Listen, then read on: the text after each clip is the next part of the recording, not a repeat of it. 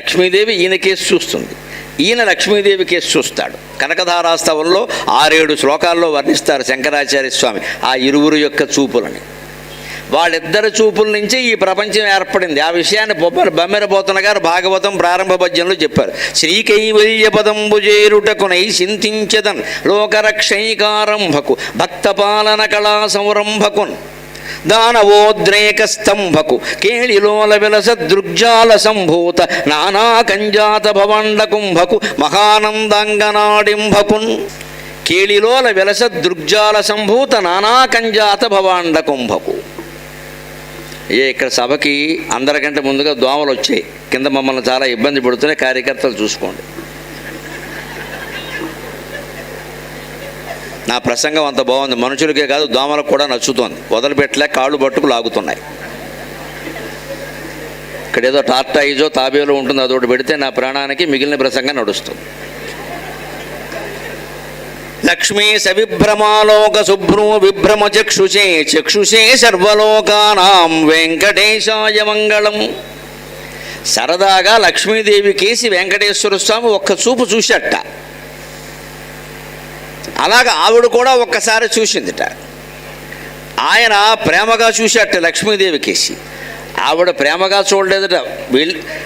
ఆవిడ చూపుల్లో వెళ్ళేటప్పుడు ప్రేమ ఉందట, వచ్చేటప్పుడు సిగ్గు ఉందట. ప్రేమ త్రపా ప్రణహితాని గతాగతాని అంటారు కనకధారాస్తవంలో శంకరాచార్య స్వామి. పురుషుడు స్త్రీ కేసు చూసేటప్పుడు ఒక విలాసంగా, ధైర్యంగా, సరదాగా, సరసంగా ఒకే దృష్టితో చూస్తాడు, రెండో భావన ఉండదు.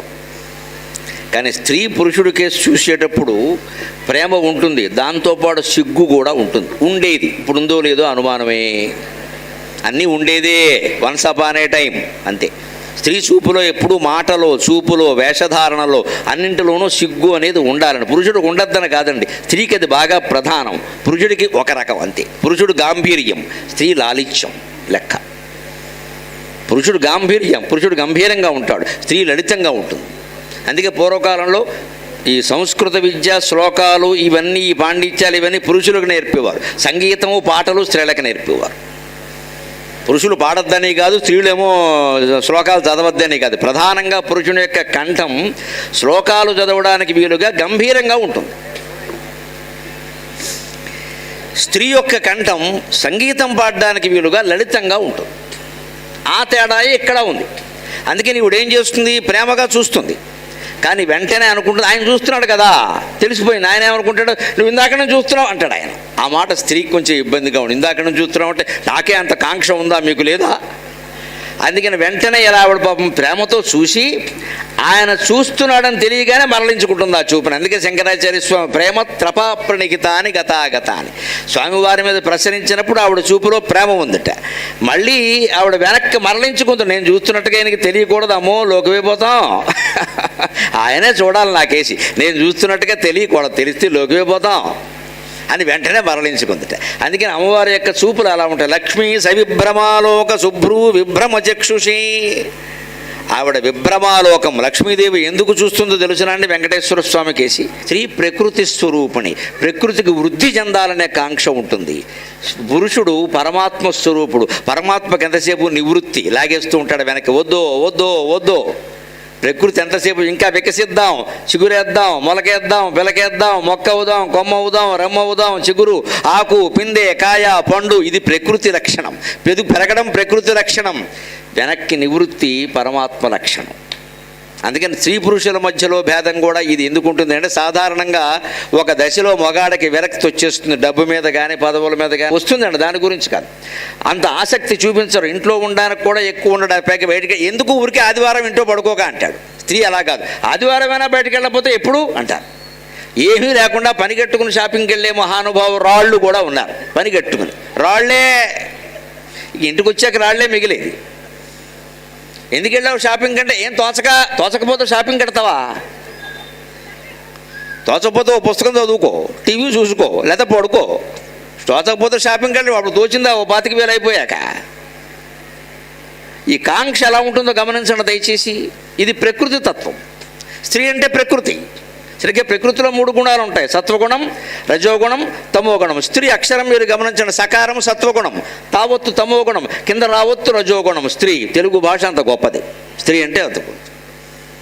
ఈ 3 ఉన్నాయి. ఎందుకని స్త్రీ ప్రవృత్తి ఎలా, ఏదో కొందాం, ఏదో తిందాం, కాస్త గడుపుదాం, కాస్త ఆనందంగా ఉంది, ఏమిటి అలా మౌనంగా మాట్లాడకుండా అన్నట్టుగా ఉంది. పురుషుడికి ఏమిటి, చచ్చాం ఆఫీసులో బాగి ఇంటికి వచ్చాకనే ప్రశాంతంగా ఉండద్దా ఏమిటి. సరిగ్గా ఇవే దేవత లక్షణాలే. అందుకే లక్ష్మీదేవి స్వామి కేసు ఎందుకు చూస్తున్నాడు, స్వామి సృష్టి చేద్దాం, సృష్టిని పెంచుదాం, ఆ లోకం ఈ లోకం సృష్టిద్దాం, ఆలయాలు అవి ఉండాలి, ఉత్సవాలు అవి ఉండాలి, ఏం లేకుండా ఏమిటి. ఆయన దృష్టి ఎలా ఉంటుందండి, ఎందుకు వచ్చిన గొడవ, మళ్ళీ వాడిని యాతన పెట్టడం, ఆలయం అంటాం, ఉత్సవం అంటాం, వాడి కోసం నేను నిలబడాలి 24 గంటలు, వాడు ఏదో హారతిస్తూ ఉంటాడు. పైగా గుళ్ళల్లో హారతులు ఈ మధ్యన పొద్దున్న సాయంత్రం కాదండి, ఎవరు ఎప్పుడు ప్రముఖులు వచ్చేస్తే అప్పుడు ఇచ్చేస్తున్నారు. ఇంకా అది చాలా తప్పు సంప్రదాయం, తెలిసిన వాడిని కాబట్టి చెబుతున్నా. ఎంత ప్రముఖులైనా సరే సమయానికి రావాల్సిందే, వస్తేనే హారతి. మనిషి వచ్చినప్పుడల్లా హారతి ఇచ్చి దేవుడి విగ్రహాలు మసిబారిపోయేలా చేయకూడదండి. ప్రముఖుడు ఎవడో రాగానే హారతి ఇవ్వాలని లేదు. నిజానికి చెబుతున్నా, ఒకవేళ ప్రముఖులే వస్తే ఆలయం తీసి దర్శనం చేసుకోమనండి, తీర్థప్రసాదాలు ఇవ్వండి, ఓ పువ్వు చేతిలో పెట్టండి, వెళ్ళిపోతారు. హారతి ఎందుకండి? ఆయన అంటాడు వెంటనే హారతి ఇవ్వలేదండి, శేషవస్త్రం అలా ఇవ్వమండి, మా సంప్రదాయం కాదని చెప్పండి, మొహమాటం వెళ్ళా వెంకటేశ్వరం చూసుకుంటాడు. అందరికీ హారతి, అందరూ వచ్చినప్పుడు హారతి ఇవ్వకూడదండి అలాగా, అది పద్ధతి తప్పు కాదు, తప్పది. స్వామివారిని చాలా యాతన పడుతున్నాం మనం, దానికి కొన్ని సమయాలు ఉంటాయి హారతులకి. ఈ మంగళాశాసనం అస్తమానం చదవరు, దాన్ని ఆ కార్యక్రమం అయిపోయి చివరిలోనే చదువుతారు, మధ్యలో చదవరు. ఆ హారతికి పద్ధతి అంటే మనుషుల్ని బట్టి దేవుడికి దగ్గర ప్రాధాన్యాలు మారకూడదండి. మానవులందరూ దేవుడి దగ్గర చీమలు దోమల కింద లెక్క నిలబడవలసిందే. దేవుడి కంటే ఎక్కువ వాళ్ళు మనం ఎవరన్నా, ఎంత ప్రముఖుడు వచ్చినా సరే సమయం సంప్రదాయం. ఆలయంలో ఎప్పుడు అదే సంప్రదాయం. అలా సంప్రదాయాలు పాటించకపోతే ఉండవలసిన అవసరం ఆయనకు కూడా లేదండి. అంతటా నిండి ఉన్న దేవుడు దేవాలయంలో ఎందుకుంటాడండి? బ్రాహ్మణులు మంత్రపూర్వకంగా ప్రతిష్ఠ చేయబట్టి ఆ బీజాక్షరాల శక్తికి తానకు తాను వశీభూతుడై భగవంతుడు ఆలయంలో ఉంటాడమ్మా, లేకపోతే ఉండాల్సిన పని లేదు, అంతటా ఉంటాడు ఆయన. ఇక్కడ ఎందుకు? మీరే ప్రతిష్ఠ అంటారు, 7 రోజులు పెడతారు, మంత్రాలన్నీ చదివిస్తారు, వాళ్ళు ఉపవాసం చేస్తారు, పిండి తింటారు, ఉప్పుడు పిండి తింటారు. ఆ బ్రాహ్మణ పాపం ఆ 7 రోజులు కూడా అక్కడే ఉండి అన్ని మంత్రాలు చదువుతారు, పెద్ద ప్రతిష్ఠ చేస్తారు, అక్కడ ధాన్యంలో పెడతారు, దేవుణ్ణి పాలల్లో పెడతారు, నీళ్ళల్లో పెడతారు. ఇన్ని యాతనలు పెట్టి అక్కడ ప్రతిష్ఠ చేశాక మనం ఉత్సవాలు చేయక, నిత్య ధూపదీప నైవేద్యాలు లేక మన ఇష్టం వచ్చినప్పుడల్లా ఆరతిస్తామంటే, మనుషుల ప్రాధాన్యం కోసం దేవుణ్ణి ఎప్పుడు ఇబ్బంది పెట్టకూడదు. దేవుడు అక్కడ ఉన్నాడు, విగ్రహ రూపంలో లేడు, మనలాగే రూపంలో ఉన్నాడు. ఆయన పడుకునే సమయంలో పడుకోబెట్టాలి, లేపే సమయంలో లేపాలి. ఆ సేవలన్నీ సక్రమంగానే జరగాలి. అర్చక స్వాములు ఎలా చెబితే అలా జరగాలి. వాళ్ళ మాటే చివరి మాట, ఇంకెవరి మాట కుదరదు, వాళ్ళ మాటే చివరి మాట. ఇది సంప్రదాయం అంటే అంతే, ప్రధాన అర్చకుడు ఏం చెబితే అది అలా అయితేనే ఉంటాడు. ఎందుకంటే ప్రకృతి సహజంగా సవిభ్రమాలోక శుభ్రూ విభ్రమ చక్షుషి, ఎప్పుడు విభ్రమాలోకంతో చూసింది రావుడు. విభ్రమాలోకం అంటే కాస్త కదిలించడం మనిషిని, విభ్రమం అంటే కదలడం, భ్రమరాహిత్యం అంటే కదలకపోవడం. కదలకుండా స్థిరంగా క్షీరసాగరంలో శయనించినటువంటి స్వామివారిని కదలవయ్యా, సృష్టి చేయవయ్యా, ఎంతసేపు పడుకోవడం ఏమిటయ్యా, కాస్త బ్రహ్మదేవుడిని కాస్త గోకవయ్యా, లేస్తాడు ఆయన. ఏవో జీవరాశులను సృష్టించమను, కాసేపు ఆట ఆడుకుందాం, ఏ వైకుంఠపాళి లేకుండా, నిచ్చెనెక్కకుండా, పాము గరవకుండా, కోతిలోకి రాకుండా, పైకి ఎదగకుండా, అరుకాశుడి నోట్లో పడకుండా, మళ్ళీ కోతిలోకి రాకుండా, ఏముంది కాలక్షేపం యొక్క నీకు నాకు. ఇదే సవిభ్రమాలోక శుభ్రూ విభ్రమ చక్షుషే. ఆ విభ్రమంతో కూడిన చూపులు ఆవిడ చూస్తుంది. ఆయన ఆ చూపులకి తనకు తానే వశీభూతుడవుతాడు. ఆయన అనుకోపోతే అవడండి. భగవంతుడు ప్రయోగించిన మాయకి భగవంతుడు ఎందుకు వశీభూతుడవుతాడు అంటే, మనవడు అడగగానే తాతగారు గుర్రంగా ఉండడానికి ఎందుకు అంగీకరిస్తారండి? ఆలోచించండి. మనవడు అడగగానే తాతగారు గుర్రంగా ఉండడానికి ఎందుకు అంగీకరిస్తాడు? గుర్రంగా మారిపోతాడు కదా తాతగారు వంగని, ఈ మనవడు తాతగారు వీపు మీదకి ఎక్కేస్తాడు కదా. తాతగారు తనంత తాను అంగీకరించకుండా ఉంటే ఈ మనవడు ఆయన వీపు మీదకి ఎక్కగలడా? సాధ్యమేనా అది? తాతగారు కావాలనే మనవడిని ఆనందింపజేయడం కోసం తండ్రి కానీ తాత కానీ, నేను గుర్రంగా ఉంటాను, నువ్వు నా వీపు మీద ఎక్కరా అంటాడు. ఎందుకని? ఆయన తిరస్కరించలేక మనవడు ఆనందిస్తాడని. ఆయనకు కావలసింది అది. నేనేదో తాత తండ్రి అని చెప్పుకోవడం కాదు, నా మనవడు ఆనందించాలి కదా. అలాగ మాయని, లక్ష్మీదేవిని ఆనందింపజేయడం కోసం ఆయన ఈ లోకాన్ని సృష్టించాడు. కోని కాసేపు ఆట ఆడుకుందాం. మనకి ఇది ఆట అనేది అర్థమైతే మనం ఎంత బాధపడం. మనం ఎందుకు బాధపడుతున్నామంటే ఆట అని అర్థం కాల, మనం ఏమనుకుంటున్నాం, నిజం అనుకుంటున్నాం. అందుకే ఆయన వెంటనే ఏమి రాశారంటే అన్నంగరాచార్యుడు ఎంత గొప్పవాడు. చక్షుషే సర్వలోకానాం, ఆవిడ చూపులకి ఈయన చెలించి సరదాగా ఆవిడకేసి చూసినా సర్వలోకానాం చక్షుషే, అన్ని లోకాలకి కళ్ళు తెరిచి జ్ఞానోదయాన్ని కలిగించేవాడు కూడా ఆ మహానుభావుడే. కంగారు పడద్దు. కళ్ళు తెరిస్తే జ్ఞానోదయం అవుతుందండి. ఏ కన్నో తెలుసా? ఈ 2 కళ్ళు కాదు, ఈ 3వ కన్ను ఉంటుంది. మనందరికీ ఉంది, శివుడికి కాదు ముక్కంటి, 3వ కన్ను అందరికీ ఉంది. శివుడికి ఆ 3వ కన్ను తెరుచుకుంది, మనకి మూసుకుంది, అంతే తేడా. మూసిన కన్ను ఉన్నా ఒకటే, లేకపోయినా ఒకటే. ఏదైనా చూడాలంటే తెరవాలి, కానీ మూసి ఉంటే ఉపయోగం ఏముందండి? ఆ కన్ను మూసి ఉండబట్టే మనకి లోకం అంతా అజ్ఞానం కింద కనపడుతుంది. పైగా ఈ 2 కళ్ళు అడ్డంగా ఉంటాయి, మీరు గమనించి. అడ్డంగానే ఉన్నాయిగా. ఆ 3వ కన్ను నిలువుగా ఉంటుంది, అడ్డంగా ఉండదు. అడ్డకళ్ళతో చూస్తున్నాం కాబట్టి మనకు లోకమంతా అడ్డగోలుగా కనపడుతుంది. ఇక్కడ అడ్డం అనే మాట తెలుగులో ఎక్కడ వాడతారో గమనించండి. అడ్డంగా బుక్ అయిపోయాడు. అడ్డంగా మాట్లాడతావేటి? ప్రతిదానికి అడ్డమే. అడ్డంగా దొరికిపోయాడు.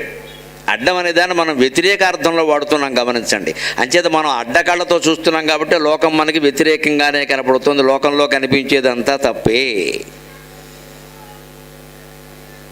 ఓ 10,000 బయటికి తీసుకెళ్ళిపోయి ఖర్చు పెట్టాలనుకునే కొడుకు తండ్రితో ఏమంటాడో తెలుసా?